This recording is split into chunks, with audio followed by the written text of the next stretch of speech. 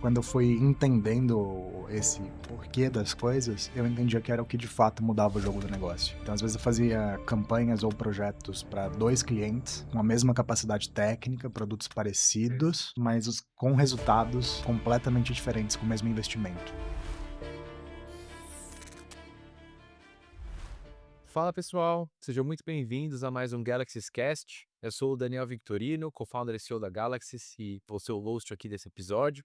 E hoje um convidado muito especial, Thiago Latorre, que é um profissional de marketing aqui com um currículo muito bacana. Hoje está envolvido nos projetos mais interessantes do Brasil de marketing e vamos bater um papo aqui sobre diversos temas. Mas hoje vou começar com a introdução então. Então, o Thiago aí é um dos poucos profissionais no Brasil que transitam com igual profundidade de teoria clássica do marketing e a experiência, né, o dia a dia do cotidiano. Hoje, é através do M15, a newscast semanal que se tornou uma referência, né, no Brasil para líderes de marketing, mas com background muito interessante, né? Com formação em artes plásticas, passou também pela SPM, pela Escola Superior de Guerra, pela Universidade de Virgínia, e inclusive como único consultor de posicionamento credenciado da RIS na América Latina. E agora, né, nos últimos anos, com esse trabalho bastante focado em gerar valor para nossa indústria, né, com produto de mídia, de conteúdo, que inclusive, né, acho que foi em 2024, ganhou oficialmente o título aí de principal conteúdo de newsletter de marketing do Brasil. Então, Thiago, para a gente começar, queria muito ouvir um pouquinho dessa trajetória, né, tão diversa, e acho que o que fez você nessa transição chegar mais para esse lado do marketing, hoje resolver abrir esse negócio, e como é que foi esse caminho até hoje até aqui? Primeiro, obrigado pelo convite, Dani. É sempre um prazer estar conversando. Mas minha trajetória, acho que ela é bem simples. Eu, desde cedo, assim, 15 anos, queria trabalhar com criação publicitária. Por isso que eu me formei, inclusive, em artes plásticas, né? O pessoal fala, pô, o que tem a ver e tal? Então, eu comecei trabalhando com criação, e aí eu fui aprendendo que as pessoas não sabiam o que elas queriam quando demandavam a criação. Faz sentido. Então, tipo, um site que na época, sei lá, demorava um mês para ser feito, demorava às vezes 6 meses para ser entregue. Entre idas e vindas, né? Entre indas e vindas, porque o pessoal não sabia quem era o público, não sabia o objetivo com o site, não sabia quais eram os produtos da empresa, às vezes, né, o posicionamento da empresa. Então, essencialmente, assim, apesar de ser um caminho bem diverso, o que eu fui fazendo é ir me aprofundando cada vez mais nas questões. Então, comecei, tipo, pô, preciso estudar marketing para conseguir entregar meu trabalho. Aí eu fui para SPM fazer uma pós lá. Aí no marketing eu descobri que as pessoas não tinham ideia de negócios. Aí eu fui para estratégia, né, Legal. então é um caminho que ele parece muito diverso, né, o pessoal eu brinco assim: "Cara, eu saí dos hippies, do Instituto de Artes Plásticas e fui dentro da escola de cadetes, estudar estratégia política", né, então Por isso que eu falei, cara, foi não é um comum, né, uma não é trajetória bem comum, diversa, é né. bem diversa, Legal. mas tem essa linearidade, assim, né, então acho que essa é a minha visão. Que legal, cara. E é muito bacana ver isso, né, porque eu tenho um background um pouco similar também no outro sentido, né, então são que veio de algumas coisas que parecem disjuntas ou diferentes, mas que vão levando, né, num caminho e hoje do meu lado aqui mais pra tecnologia, mas também com, claro, esse viés aqui de marketing. Cara, que eu acho que são as pessoas curiosas, né, assim, É. você vai seguindo o porquê das coisas, e uma hora você vai chegar bem a fundo, assim, de Sim. algo, né. Então Sim, e acho que no mundo de hoje, mais do que nunca, né, acho que isso é necessário, né, com tudo que a gente vê de conteúdo e de que novidades o tempo inteiro, né, e aí, já aproveitando essa deixa então pra te perguntar, né, acho que, pô, o lado de RIAs, de posicionamento, acho que é raro encontrar profissionais hoje que têm esse viés tão forte, né, então, pô, queria ouvir um pouco desse lado para depois a gente ir um pouco mais para entender o que que foi o grande trigger da criação de M15 e a gente continuar um pouco nessa vertente. cara, boa. Posicionamento, acho que quando eu fui entendendo esse porquê das coisas, eu entendia que era o que de fato mudava o jogo do negócio, sabe. Então, às vezes, eu fazia campanhas ou projetos para 2 clientes Uhum. com a mesma capacidade técnica, produtos parecidos, né, mas com resultados, tipo, completamente diferentes com o mesmo investimento. E aí eu comecei a entender, pô, o que realmente Por trás, né, o que de está onde por tá vindo isso, trás, né. e é muito o posicionamento, que posicionamento é um conceito bem aberto também, né, a gente precisa entender que ele foi criado pelo Ries, lá na década de 60, 70, num contexto de comunicação de massa, né. E aí com isso, foi se modificando também. Então o Sim. posicionamento ele deixou de ser um posicionamento só de marca para ser um posicionamento estratégico. Então, por exemplo, hoje na RIS são só projetos globais e a RIS não pega projetos se o CEO não estiver envolvido, porque vai mexer em negócios alguma hora. É tipo quando você decide um destino para a empresa, quando você decide um norte para a empresa, se tipo toda a empresa não seguir atrás, não adianta você mudar a embalagem, Sim. né, que não vai. Então, eu cheguei no posicionamento por isso, que foi o conceito que mais impactou, assim, minha carreira, que eu mais aprendi coisas. Eh, e aí cheguei na RIS vendo, pô, quem que criou esse conceito, deixa eu falar com essa pessoa, e foi por contato de Que legal. e-mail, assim mesmo. Que legal. Cara, é muito interessante o que você comentou, né, em relação ao posicionamento, a conexão muitas vezes com o líder de estratégia, e no fim tá muito correlacionado com a ideia também do ICP, né, o quem é o cliente, quem que é o Ideal Customer Profile, e realmente é a típica hora ou talvez eu vou falar assunto, né, no qual a gente vê que o marketing ele tá extremamente conectado, né, com todos os níveis do negócio, né. E aí eu acho que o que é interessante de entender um pouco nessa evolução, foi quando você olhou talvez alguma falta, alguma lacuna ou algum problema a ser resolvido e falou: "Cara, acho que eu vou criar M15", e aí também queria entender, pô, da onde veio o nome, como é que foi esse processo, por que que ele aconteceu? Cara, boa. O M15 foi sugestão de um cliente, na verdade, e acho que já contei essa história algumas vezes, né, um cliente famoso, assim, e ele me falou, ele falou: "Cara, você é super atualizado, eu tenho equipe de marketing grande aqui, e às vezes as coisas que você me traz, a equipe de marketing me demora 1, 2, 3 meses para trazer". Ele falou: "Por que que você não transforma isso num podcast?". E aí eu comecei eu gravar um áudio para as equipes que eu trabalhava, Ah, que legal. áudio no WhatsApp mesmo, assim, de 5 minutos, 15 minutos, né, M15 vem de marketing 15 minutos, que eram as atualizações da semana, tipo, o que que a gente manda. Aí eu comecei a publicar esse áudio no Spotify. Nos primeiros 6 meses a gente chegou a bater top 10 de negócios, não significa que ele ficou em top 10 de negócios, né, Sim, mas sim, ele sim. chegou a Mas bater em chegou algum a bater, sim. momento top 10 de negócios que, pô, organicamente e por um podcast que é gravado de um áudio de WhatsApp já foi Ah, fantástico, impressionante. assim, né. E aí, cara, começou a crescer. E que ano foi isso? Desculpa. Isso foi boa pergunta. Eh, o ano passado foi o primeiro ano de newsletter, então 2 anos atrás. Foram 2 anos atrás. Impressionante. Então, tem um desejo realmente parece que era muito forte, né. Cara, assim, existia essa necessidade, né, e hoje eu tô vendo isso. Eu acabei de fazer um evento ontem com 30 CMOs, onde eu trouxe as análises do trimestre. Cara, em 3 meses, de janeiro até março, agora que a gente tá gravando, a quantidade de pesquisa, de dado, de resultado que Sim, saiu é, tipo, humanamente impossível sim. alguém que ocupa um cargo de marketing Ainda mais executivo, né, que executivo, assim, muitas outras demandas, né. ficar por dentro disso, né. A vantagem que eu tenho é que hoje eu tenho muitas empresas que me patrocinam, então eu consigo dedicar pelo menos 2 dias por semana para Pra isso mesmo. estudar, para acompanhar, para fazer análise com esses patrocínios, né. Então, para quem não acompanha ainda, pô, o M15, Recomendo. e aí é um alívio, assim, de saber que Sim, se eu não tenho tempo para ler, pelo menos alguém leu e e sim. me apontou os pontos importantes ali, né. Que legal, cara. Então surgiu assim, cara, o M15. Muito bacana, é muito legal ver quando um negócio surge realmente de uma necessidade tão real, né, e você vê que pouco tempo você vai saber melhor que ninguém como se provou, né, como cresceu, como teve tração. E acho que é isso, né, a gente vive num mundo de excesso de informação mesmo hoje, cada vez parece que tá pior e é claro com a ideia da internet morta, todo mundo querendo cada vez mais conteúdo com AI, só vai ficando pior. Então é muito legal ter, essa figura dos curadores, né, as pessoas que realmente fazem filtram o que que é noise, do que é relevante, conseguem trazer isso de uma maneira estruturada e ainda colocando, né, como eu já acompanhei alguns casos, o seu próprio take, né, a sua expertise, experiência por cima daquilo ali também. É, legal que isso até é o editorial, assim, do M15, né. Tem várias empresas que hoje me procuram para fazer, tipo, benchmark, porque em um ano que a gente lançou a newsletter, a gente alcançou 16.000, tipo, seguidores e é uma base super engajada, assim. Sim, São muito realmente, qualificado. 16.000 líderes de marketing que acompanham toda semana. Mas qual que é o meu filtro? É justamente isso. A maioria dos canais de mídia, eles tentam pegar coisas que vão viralizar. "Ah, deixa eu ver o que que tem potencial de Pra tentar falar com né, volume, massa. deixa eu ver o que que vai engajar, o que que vai acontecer e tudo mais". O meu filtro é: "Isso aqui é útil para mim no meu trabalho, de direção de marketing dentro das empresas?". Se não é, tipo, não entra, Perfeito, né. Então ele é muito prático, assim. Tanto que no começo eu cheguei a gravar, né, algumas edições. Hoje ela é só escrita e depois a gente tem um debate, né, mas eu cheguei a gravar algumas edições, eu peguei um cara de marketing que estava gravando podcast, aí ele falou assim no final pra mim, ele falou: "Cara, eu não entendi nada do que você falou".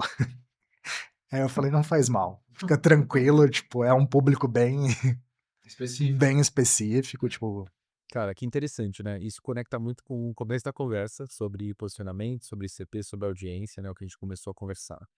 E aí eu acho que o interessante que eu queria te ouvir, assim, para uma marca tá querendo fazer um trabalho parecido, né, esquecendo a ideia do, o canal ou o formato, né, mas assim, pô, eu tenho uma audiência específica, eu quero criar algum tipo de conteúdo relevante, né, conteúdo que gera valor, e como é que você colocaria essa mesma lente, né? Então, quais são esses grandes preceitos que você foi utilizando para, por exemplo, algum outro profissional de marketing que está nos ouvindo hoje e está numa cadeira hoje de uma, seja de uma enterprise ou de uma SMB, tanto faz, quando ele olha para a própria estratégia dele de comunicação, como é que ele pode aplicar talvez uma desses preceitos que você aplicou de maneira tão bem-sucedida?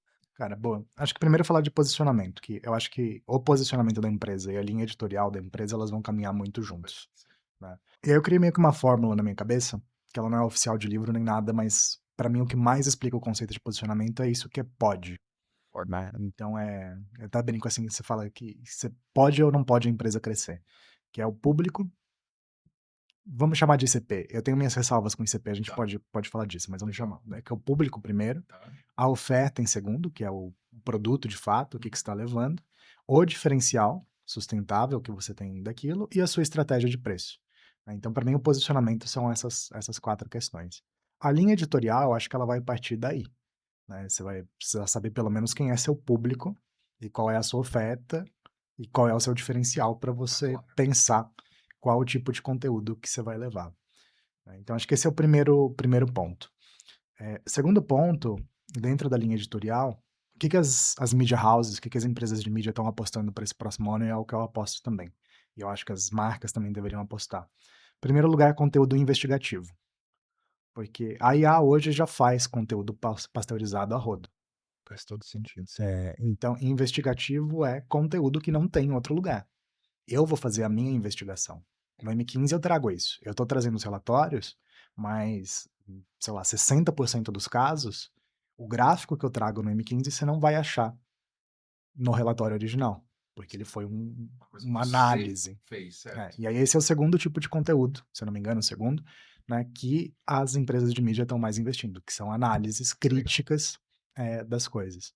Então, eu acho que esse é o segundo ponto. Então, primeiro, posicionamento, né, segundo, o estilo de conteúdo, não adianta mais fazer conteúdo pasteurizado, só para encher linguiça ali, precisa ter um toque de originalidade, né. E terceiro lugar, a gente tem também a forma de divulgação desse conteúdo e os canais, que você falou Claro. para não entrar nisso, né, mas a gente tem lá os 4 S's do Google, Uhum. o streaming, shopping e tudo mais, então você precisa pensar, o conteúdo que eu trago nas minhas mídias sociais, ele não é um conteúdo profundo, nas minhas mídias sociais, só no meu LinkedIn, que meu Instagram eu já tentei, não é para mim, não é para mim. Eu entendi dessa Dessa dificuldade. Instagram não foi, não achei meu estilo. Não sou um cara engraçado, não sou um cara muito simpático, mas no LinkedIn, tipo, eu trago, cara, eu brinco que eu infelizmente eu tô seguindo, assim, o caminho do Elon Musk e do Trump. Tipo, vi um negócio, pá, pá, pá, joguei minha opinião lá. E tipo, é isso. Então, Uhum. porque a pessoa tá no hábito de scrolling, né, ela tá lá matando o tempo dela, Então tá tem lá que ser uma tomando coisa que o café dela, tipo, para o scrolling, né. que para o scrolling e não só isso, assim, mas, vai ter paciência, né, pra ela tá lá para se divertir, sim, a sim, real é essa, assim, né, ela não tá lá pra uma grande aprender, reflexão, pra Um grande deep dive, assim. se ela quiser aprender, aí ela vai pro por outras próximo coisas. S, né, Sim. que é o streaming, tipo, pô, eu vou dar um play em alguma coisa que eu quero. E aí que entrou, né, a questão da newsletter. Então, o que que aconteceu também? Eu não tinha tanto essa noção de mídia, tá. Então eu quando eu vi que o M15 começou a se tornar uma coisa séria, eu fui atrás de empresas de mídia e outras empresas também para me apoiar. Conversei com várias pessoas, conheci o pessoal da Drops, Uhum. né, que saiu de editoras que eu já conhecia e gostava do trabalho, e com uma tese muito legal de newsletters, que foi a tese que eu aprendi também, que é essa tese do streaming, vamos dizer, tipo, as pessoas não querem mais ver conteúdo em rede social, também não querem ficar vendo, tipo, revista, a rodo, mas elas querem receber um digest ali no e-mail Sim. delas, né. Então, essa movimentação de mídia eu aprendi com eles também, né, e tem a ver com essa parte de canal, só que isso não é uma fórmula, né, assim, os hábitos de consumo eles mudam o tempo todo, Claro. tem esses cohorts e a cada 3 meses, é o que a gente falou, cara, tem muita coisa que acontece em 3 meses. Então, os hábitos de daqui a 3 meses são diferentes dos hábitos dos últimos 3 meses e dos próximos 3. Então, tem que ficar por dentro do que tá acontecendo Sim.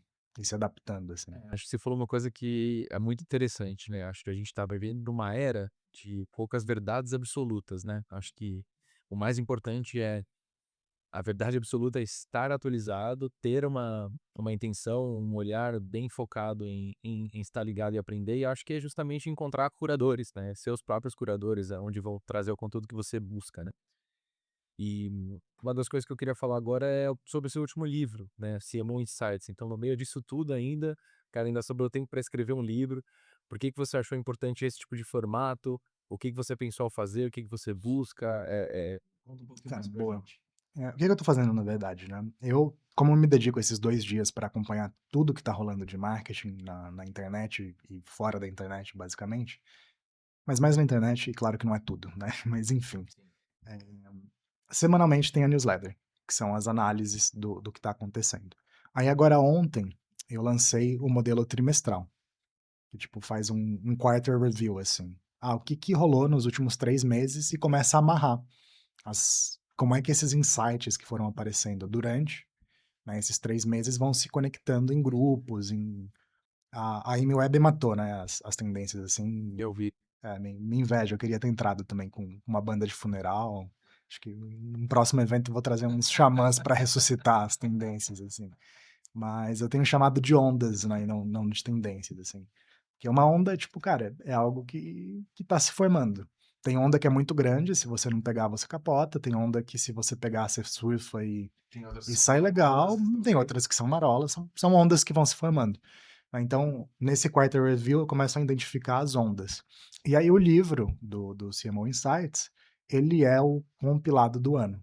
Então ele é uma análise, tipo, retroativa em preparação para o próximo ano, né. Então, no final do ano passado, novembro do ano passado, eu lancei o de 2026, tá. E aí agora, por exemplo, acho que em novembro desse ano, eu devo lançar o de 2027, que é essa análise retroativa e olhando, tipo, tá, Pra beleza, de frente, né. tudo que passou, o que será que importa daqui para Interessante, que frente? legal. E olhando pro livro do ano passado, né, e olhando agora que você já fez o fechamento do que é o Wild, a gente falou, o que que você tinha pensado ou de tendência que você olhou que talvez já se confirmou? O que que talvez é uma onda maior? O que que talvez é uma marola, como a gente falou agora? Cara, tem muitas coisas, né, mas algumas que são bem interessantes, por exemplo, no no livro e no final do ano passado, a gente tinha já percebido um gap que era assim, os consumidores, eh, no Brasil principalmente, eles focam muito em YouTube, e as marcas focam pouco em YouTube, né, então um dos canais preferidos de consumo de conteúdo, de pesquisa e tal, é o YouTube. Inclusive o meu. Exato. E aí você vai pensar: "Cara, que marca que realmente faz algo bacana dentro do YouTube?". É raro mesmo, né. E É. uma coisa é você ter uma página e você produzir Sim. conteúdo, outra coisa é você fazer um negócio tipo MrBeast Exato. e, Uma tipo, tipo, que que é é aderente à plataforma, que é né, que é aderente à aderente plataforma. Ao tipo de conteúdo exato que essa pessoa buscou lá. Então, uma coisa é usar como acervo, né.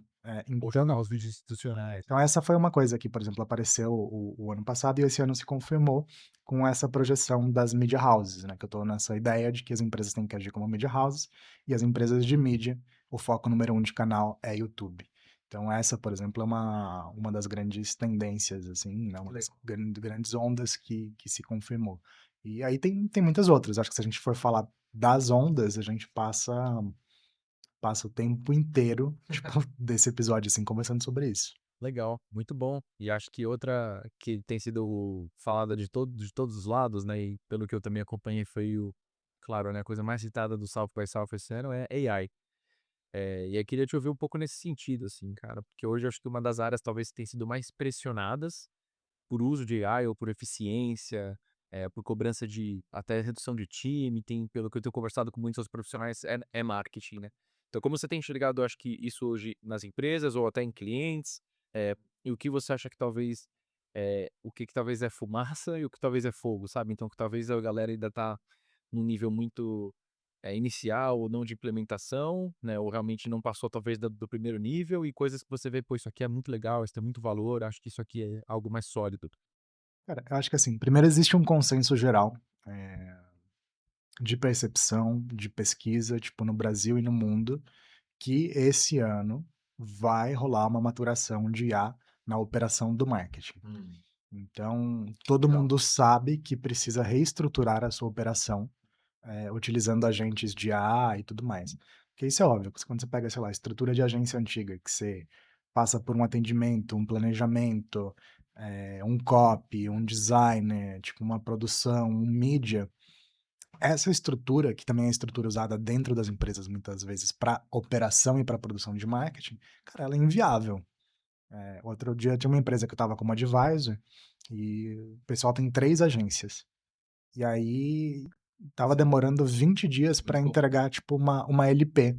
Eu falei: "Ah, faz isso aí no Lovable, pelo amor de Deus", tipo, sabe. E a qualidade do que chegou foi praticamente a mesma. E os caras nem fizeram no Lovable, né, então tem essa visão de que a operação de marketing ela vai mudar com certeza. Por outro lado, saiu um dado essa semana de que 88% dos líderes de marketing, na verdade dos líderes de comunicação, sabem que eles precisam mudar a operação com IA, mas eles não sabem como. Interessante, hein. Então, isso é bem forte. Ontem, nesse evento, eu estava com a CMO veio da área de tecnologia também, eh, de grandes empresas de Uhum. tecnologia, assim, e aí ela me puxou do lado, a gente estava numa discussão lá com 30 CMOs, né, ela me puxou do lado e ela falou assim, ela falou: "Cara, o pessoal não tem ideia ainda do que de fato dá para Dá fazer pra com fazer. IA". É, Então, eu acho que a gente está num estágio bem inicial de implementação, nessa concordo, reestruturação da operação básica. concordo. Hoje, a única coisa que a gente vê é ganho de volume, e uma barra um pouquinho acima de qualidade, né. Então, pô, você já consegue fazer bons textos, boas imagens, bons vídeos, que há 2 anos atrás você Não conseguia saíam não ainda. saíam, ou você fazia simplesmente com uma agência grande, tipo, com uma coisa de muita qualidade. Então teve esse nivelamento de entregas de peças. Então, nível de qualidade de entrega de peça foi uma coisa que já entrou e volume de produção foi outra. Eu não sei se você viu a charge dessa semana no M15, mas é um cara que tá meio descabelado, assim, todo maluquinho, ele falando assim: "Cara, a gente precisa você precisa ver esse Cláudio Código aqui. A gente vai poder fazer 2.952 posts por dia", né. Então tá muito nessa ideia de volume ainda. Entendi.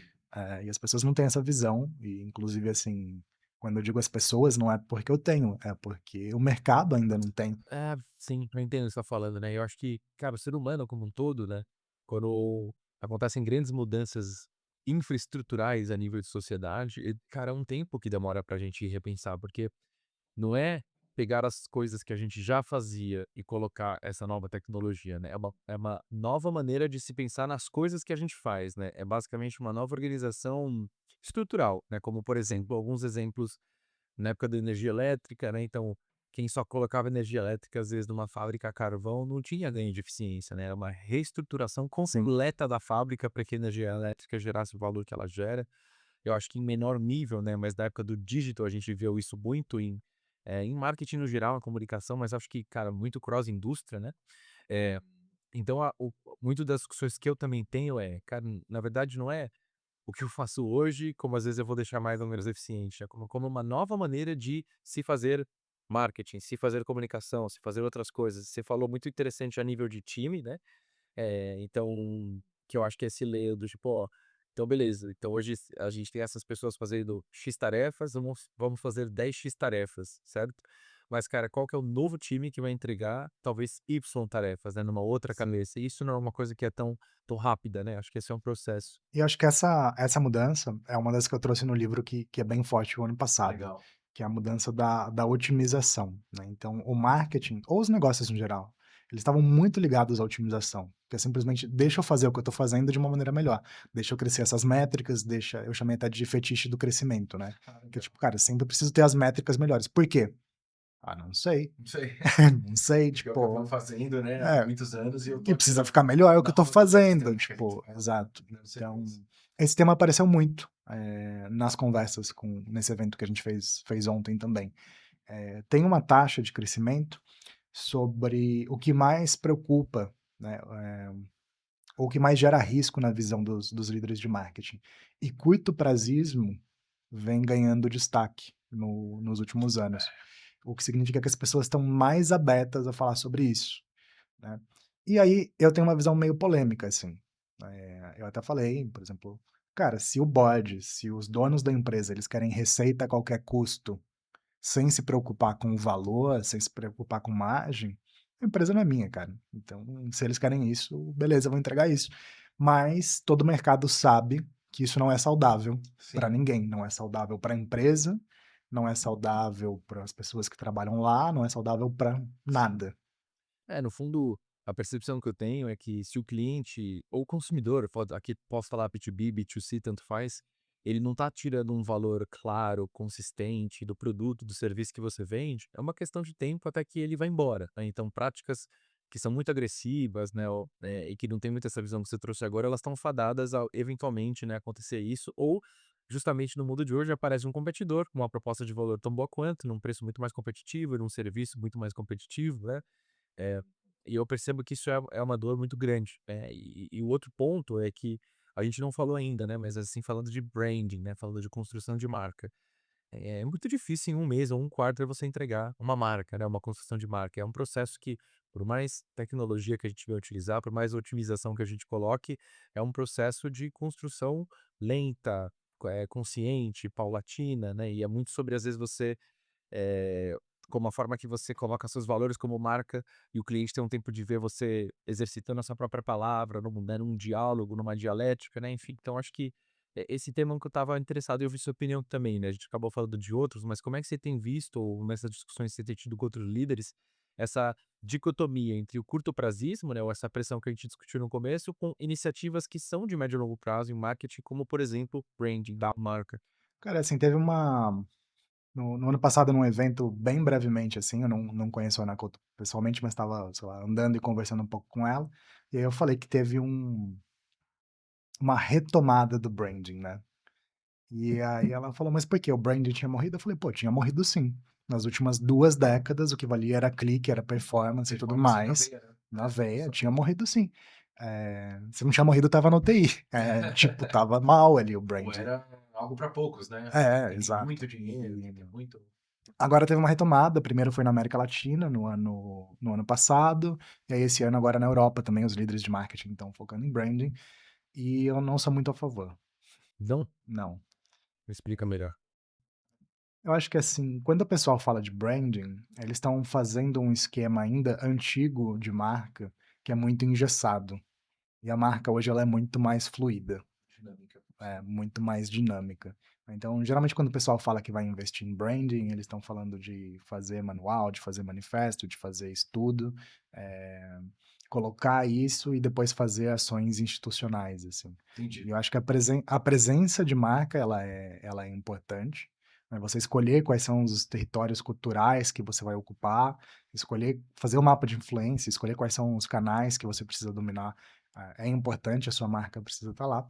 Mas eu também não acho que é uma questão de tempo hoje, não. Eu acho que se você pegar, uma marca com capacidade financeira e com capacidade de trabalho, cara, em um mês você consegue criar uma marca nacional, acho que sem problemas, assim. Quantas coisas a gente não vê que viraliza, tipo, em um dia, pô. A gente vai pro CMO Summit daqui a pouco, o Toguro vai estar lá. Ele fez aquela porcaria daquele produto com sabor de energético lá e todo mundo conhece agora o Sim. Mansão Maromba sabor energético.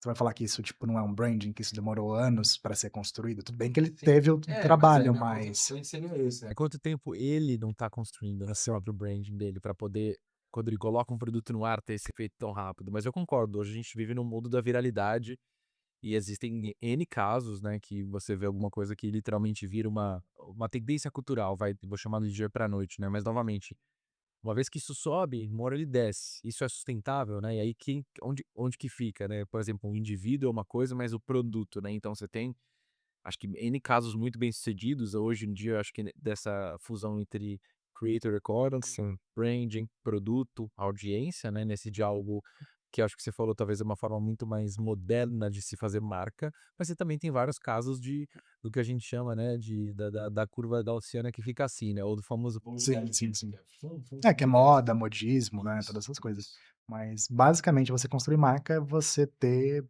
presença relevante durante muito tempo. mas assim, e aí consistente, né, recorrente e consistente, legal. Um outro assunto que eu não lembro se foi num episódio recente que eu li ou em algumas conversas, mas você fala do conceito de walled gardens, né, e como hoje, cara, ali cerca de 80% do investimento digital vai para poucos players no mercado, nas grandes plataformas.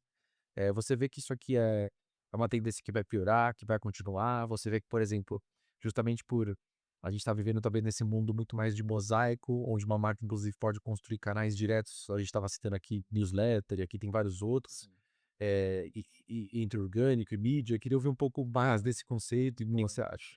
Essa é uma das outras ondas, assim, que tá bem formada. O que acontece? Mídia é um saco sem fundo, né?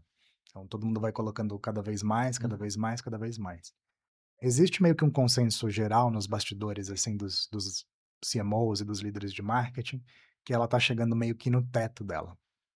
Do tipo, já não tá mais sustentável. É, o mesmo É, retorno que dava também, né? exato. Sim. E o retorno já não tá ficando sustentável, tipo, a conta já parou de bater, então não dá mais para alimentar esse bolo, esse monstro que foi sendo criado, né. E aí tem uma série de coisas em relação a isso e alguns sinais. O primeiro deles é que talvez esse ano seja o primeiro ano que tenha um Desaceleração. desaceleração dos budgets de mídia, Entendi. né, na verdade do global ad spend.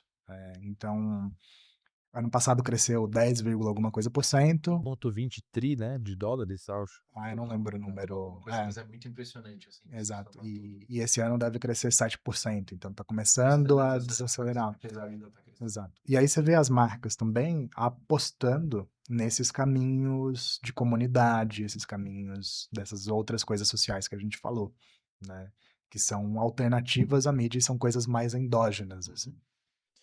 E eu quero pegar esse gancho que você falou, né, de conversas que você tem tido, conversas de corredor. Então, cara, acho que você tem hoje uma oportunidade única, né, de estar em contato com líderes de marketing em situações de bastante conforto, né, de abertura, de discussões. Eu queria saber, assim, o que talvez é a coisa que mais tem aparecido, que eles dividem ou que é discutido, que talvez não é claro, né, ou, por exemplo, é confidenciado em termos de para o que tem preocupado muito esses líderes hoje?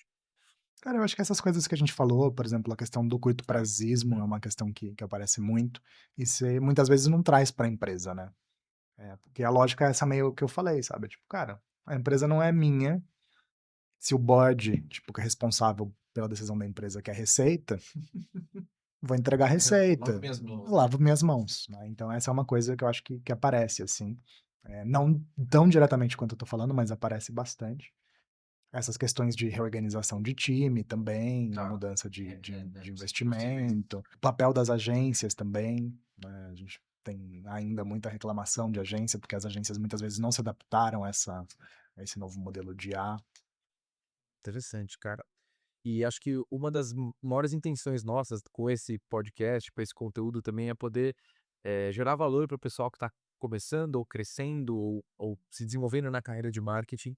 E, cara, falamos aqui de várias coisas, né? E nos bastidores falando um pouquinho também de rotina, de hábitos. E, cara, claramente você é um cara aí que, né, vem colocando bastante desenvolvimento interpessoal e de carreira nos últimos anos. Então, assim, o que você tem para talvez comentar como principais dicas aí para a turma que está talvez começando, querendo se desenvolver nessa carreira? A gente falou muito de curadoria, de atualização, mas que outras coisas em relação a dedicação do seu tempo, de estudo, de rotina, talvez buscar estar numa empresa grande primeiro, para depois, enfim. Então, eu queria te ouvir mais no overall, assim, para o pessoal que está nos escutando.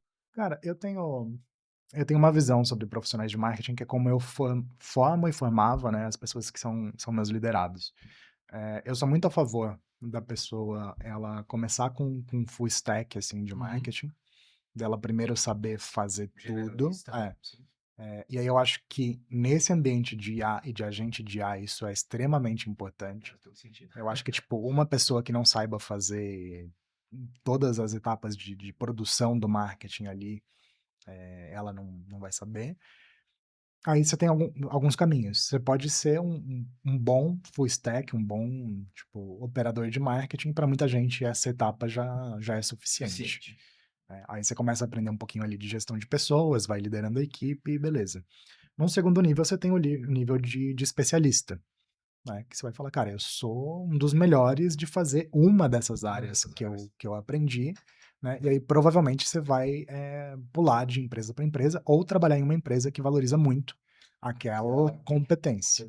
Né? Então esse seria o próximo nível para quem quer passar, não precisa passar ainda, nível de especialista. E depois você tem o nível de direção. Né? O nível de direção é a pessoa que é o generalista, mas que está muito atualizada com o consumidor, com o mercado e consegue tomar as decisões. O trabalho ele deixa de ser produtivo e ele passa a ser tipo interventivo. Né? Então, esse nível de direção, eu acho que é uma outra etapa de carreira e eu vejo que muitas empresas ainda não têm. Tá? Eu trago isso muito nos encontros que eu faço, que é a minha bandeira assim, que é a seguinte: chuta quantas empresas, porcentagem de empresas Fortune 500 que tem CMO? Menos de 50%. Não, pô, mais. É que eu imaginei que fosse 100%, Ah, sim. entendeu? Do jeito que Mas você então, falou, eu achei que ia ser algo 14, chocante. não, mas são 66%. 66%. Cara, são empresas Fortune 500. Sim. Tipo, não é a coisa da esquina. E aí o papel do CMO, basicamente, é esse papel de direção, quem vai fazer a ponte entre dados competitivos, dados de contabilidade, dados de resultado, e as ações e as direções de marketing que a empresa vai tomar. Só 66% das empresas Fortune 500 tem isso. E só 14% dos boards tem alguém de marketing na decisão. Esse número era mais impressionante. Então, tem essa visão, né, dentro do marketing que, cara, a gente precisa retomar. E aí tem mil e uma pesquisas que mostram que as empresas que são focadas, qual que é essencialmente o papel do marketing na minha visão, né? Você entender o consumidor, você entender o mercado e você conseguir transformar isso em decisões estratégicas, tá? Então, eh, tem várias pesquisas que mostram que as empresas que têm um marketing no board, que têm um marketing na decisão, têm resultados comerciais e resultados de negócio melhores. Faz sentido, né? Sim, é o que você falou, né, você falou no começo, você falou: às vezes as empresas tomam decisões que não valorizam o seu consumidor. A gente estava conversando que eu tô com problema com uma empresa que resolveu tirar todo o atendimento por escrito e só botar atendimento por telefone e demora 40 minutos. Eles fizeram isso para ficar empurrando o serviço por telefone. E beleza, vai crescer a meta deles no próximo trimestre. E volta no que a gente falou, mas isso é sustentável? Não é sustentável, tipo, cara, eu já decidi que eu vou ficar mais um ano com a empresa e Isso, vou sair que fora, alternativa, e sim. todas as pessoas que me pedirem recomendação, eu não vou recomendar a empresa. Então, né, acho que volta nessa questão do customer centric, assim.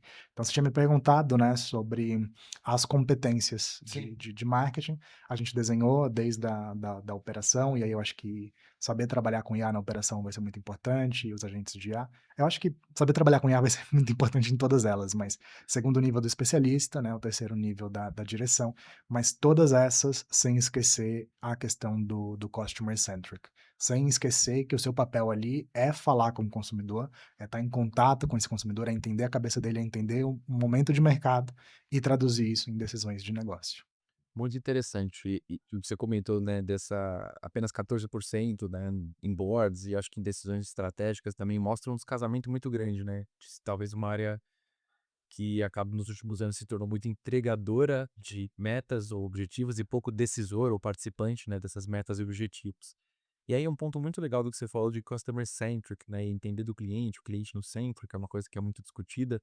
E bom, para nós aqui foi o que motivou muito a criação do nosso próprio produto, né, de criar as personas sintéticas e usando tecnologia e dados de consumidores reais, conseguir ceder para times de comunicação, marketing, inovação, representações fidedignas do consumidor dela para que ela possa ter um ambiente de testes de alta confiança e possa literalmente falar com o cliente todos os dias. E aí, baseado no que a gente conversou um pouco hoje, e até de outras conversas que a gente já teve aqui, né, sobre o nosso produto, queria entender, o que você acha hoje, né, que, enfim, soluções como a nossa, tecnologias desse tipo, elas desbloqueiam, né, para o profissional de comunicação, profissional de marketing, até para um profissional de inovação. Cara, boa. Eu cheguei a dar uma pesquisada boa, né, sobre as personas sintéticas, no ano passado, assim, acho que quando vocês começaram a trazer o Uhum. tema para o Brasil, eu vi algumas pesquisas acadêmicas, né, e eu acho que tem essa visão de que existe um potencial muito grande. Já se faz muito acerto, em relação ao que seriam os não sintéticos, né, aos Os orgânicos, orgânicos. e a tendência é evoluir cada vez mais. Mas eu acho que tem algumas coisas, ocultas, que elas são meio proibidas de ser faladas, então é só para quem é de marketing mesmo, tá? Se você não é de marketing, você pode pular essa parte do podcast, se você é um CEO, outra coisa, pode pular, assim, uns minutinhos, mas que é assim, tem um outro estudo que mostra também que a precisão do dado, ela não é tão importante quanto você ter uma direção tomada para o dado. Então eles compararam mais de 2 empresas, compararam uma série de empresas abertas na bolsa de valores para comparar a performance, algumas que tinham um sistema de mensuração, no geral, muito preciso, Entendi. e outras que tinham sistemas poucos precisos. A de poucos precisos teve melhor resultados financeiros, Interessante. porque muitas vezes você toma uma direção e você segue naquela direção e as coisas dão certo. Enquanto você vai muito, assim, na vírgula do dado, Sim. né, você fica travado, ou entrega o que todo mundo entrega, ou nem vai para frente. E aí dentro disso, eu acho que, assim, as equipes de marketing no geral, elas sentem uma uma necessidade de ter um apoio de decisão muito grande. Muitas vezes é normal, cara, já vi empresa ficar, tipo, 3, 4, 5 meses, às vezes, parada, tentando decidir alguma coisa, tipo, porque a equipe não sabe que dados que eles precisam para tomar aquela decisão. Então, quando você pega um decisor mais experiente, ele já sabe, tipo, com esse dado, eu consigo, tipo, tomar essa decisão. Então, você conseguir ter esse tipo de abordagem através da IA, eu acho que é um ganho muito grande, porque você consegue dar para qualquer nível de equipe essa visão rápida, assim, do tipo, bom, eu não sei muito bem, mas deixa eu usar essa base de conhecimento que tem aqui e pegar essa resposta rápida. Legal. Então é esse poder de decidir mais rápido, né, decidir de maneira mais frequente e ter algum tipo de, vou chamar de plataforma de inteligência, né, que apesar de não ser às vezes 101 ou 100%, vai conseguir te dar a análise direcional correta, Sim. né, justamente entender o caminho e quebrar essa inércia da decisão, né. Muito legal, cara, muito muito bacana. E a gente falou um pouquinho do livro que você escreveu e de outros conteúdos, e acho que obviamente quem já tá aqui já entendeu por que que deveria seguir, né, e fazer parte do ecossistema N15. Mas tem assim, agora mais um, 2 ou 3 livros que você fala assim: "Cara, esse livro aqui eu li na minha trajetória, é um livro que eu recomendo para todo mundo que tá querendo seguir na vertical, na carreira de marketing ou no geral de negócios", né, falamos de negócios também. Então, sei lá, livros formacionais aí que você recomenda pra turma? Eu vou falar os livros que mais me impactaram, assim. Não, eles não necessariamente são de negócios, mas acho que o primeiro livro que para mim foi muito importante, ele é mais um livro de desenvolvimento pessoal ou gestão de agenda que a gente falou, é Os 7 Hábitos de Pessoas Altamente Eficazes. Nossa, esse livro é incrível, cara. Eu, sei lá, li ele quando eu tinha 17 anos de idade e, tipo, segui como uma bíblia e construí, tipo, toda a minha carreira em cima dos hábitos. Então, como a gente está falando também de níveis de formação diferentes, né, você está no começo de formação de carreira, eu acho que ele é muito muito importante. Do ponto de vista técnico, os livros que mais me pegaram, ou de estratégico, na verdade, os pontos que mais me pegaram foram os do Potter. Então os 2 livros que ele Sim. tem, As bíblias. as 2 bíblias, Vantagem Sim. Competitiva e Vantagem Competitiva 2, não é esse o nome? Mas sim, sim, sim. São os 2 de vantagem competitiva Legal. do Potter. Eu acho que ele pegou o conceito do Al-Ris e levou para administração, tipo, de uma Entendi. maneira muito bem estruturada, né. Então, eu me baseei muito de estratégia, eu pego nele. E por último, a Psicopolítica do Poder, do Byung-Chul Han. Já ouvi falar, mas nunca li esse. Ele é curtinho e ele é uma porrada que vai te fazer questionar, tipo, qual é o mundo que você vive hoje. Interessante. E começar, eu acho que ele dá essa provocação, né, de por que eu tô fazendo isso? E essa provocação eu acho importante. A gente começou falando, né, no episódio sobre ser curioso, eu acho que a gente pode até, ir amarrando, assim, essa conversa que está terminando nesse ponto de ser curioso também. Talvez essa seja, acho que uma das grandes competências que a gente precisa ter, hoje em dia, que a gente fala do investigativo, né, Muito bom. fazer coisas que ninguém está fazendo ainda. É. E conversando com alguns amigos que estão grávidos ou estão tendo filho agora, começa a rolar esse debate, cara, o que que eu vou ensinar pro meu filho nesse mundo de AI, né, que daqui a pouco, sei lá, o trabalho que ele tá pensando em seguir vai ser automatizado, e muito do que eu tenho falado e ouvido é a mesma coisa que a gente falou hoje, de, cara, ser curioso, né, não ter medo de ir atrás, enfim, dedicar um tempo pra isso, né, então acho que é muito consistente com o que eu tenho visto por aí também. E a gente tem uma tradição aqui, Thiago, que o último convidado deixa uma pergunta para o próximo convidado, tá? Então, eu quero trazer a que foi deixada aqui para você e também, na sequência, falar para você deixar um, tá? Então, a pergunta que foi deixada é a seguinte: como você enxerga a função do marketing daqui a 5 anos? Cara, sei lá, né. Eu tô fazendo as análises de ondas a cada 3 meses 3 e a cada meses. 3 meses acontece muita coisa, mas eu posso te falar algumas coisas, que eu vejo acontecendo e eu sou contra, assim. Parece que esse ano tá voltando a palavra orquestração de marketing. Não sei se você já ouviu falar, mas, cara, Bastante. tá virando a buzzword do Bastante. ano. O ano passado foi brandformance, Verdade. né, e aí a gente brinca que tem os coveiros do marketing, um amigo nosso, Felipe Collins, que criou esse nome, virou um grupo de brincadeira, assim, que a galera fala: "Ah, funil morreu, não sei quem morreu", tal.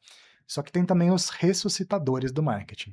A galera que vai pegando uns conceitos antigos, e retomando.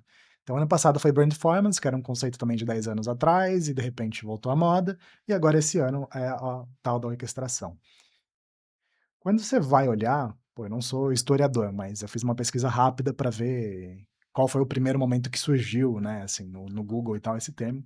Foi em 2013, numa campanha de thought leadership da Oracle com a Forrester, se eu não me engano, Uhum. né, onde eles estavam falando sobre orquestração de canais e tudo mais. E agora faz sentido, porque volta com os agentes de IA na jogada, você orquestrar os agentes de IA e tal. Mas eu tenho um problema muito grave com essa metáfora, porque ela trata o marketing como se fosse um espetáculo ainda.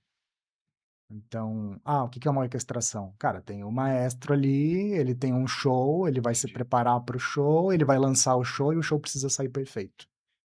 Que é a lógica antiga do marketing, né, a lógica das campanhas, é a lógica da marca que E eu do monólogo, né, do também. Sim, monólogo, entendi. que eu fui contra, então não existe mais. Você não consegue orquestrar, vamos tentar orquestrar a galera que tá ali fora? Não rola isso, cara. Entendi. Tipo, e o mundo é um caos, né, então acho que não dá pra tentar organizar esse caos. E a relação é muito mais ida e volta, né, do que era É, antigamente. exato. Entendi muito bem o que você quis dizer. Então até quando eu estava falando que, pô, eu não sei o quanto eu acredito em marca ali no meio do caminho, tem muito a ver com isso. E qual pergunta você queria deixar aqui pro nosso próximo convidado? Pergunta: qual foi a melhor aplicação de inteligência artificial que ele fez no time dele nos últimos 6 meses? Muito boa pergunta. Tô curioso pra ouvir as respostas também dessa, cara. Bom, e é isso, Thiago. Estamos chegando aqui ao final. Queria te agradecer, cara, mais uma vez aí pela presença, pelo ótimo papo. E acho que dá um espaço também para você falar para os ouvintes aí novamente, cara, quais são as principais redes para seguirem você na física, para se cadastrar no M15, para acompanhar o seu trabalho. Boa. Cara, m15.com.br, você pode ir Perfeito. lá assinar a newsletter, acho que é o principal canal, se juntar as mais de 16 mil pessoas que já acompanham, que já assinam. No meu LinkedIn, você vai ter esses comentários de notícias que estão rolando na semana, são interessantes também. O meu Instagram tem o m15.com.br, onde a gente traz alguns cortes das discussões. Tem meu Instagram pessoal também, para quem quiser, fica super à vontade, que é Thiago Latorre. Aí tem mais foto da minha vida na montanha, minha vida pessoal, assim, foto do Os conteúdos. trabalho, do que conteúdo. Mas tô por lá também, fiquem à vontade para. Perfeito. Pessoal, então é isso. Chegamos ao fim aqui de mais um Galaxy Cast. Muito obrigado para quem ficou até o final. E para mais conteúdos como esse, continue nos seguindo aqui em todas as redes. Muito obrigado. Valeu, pessoal.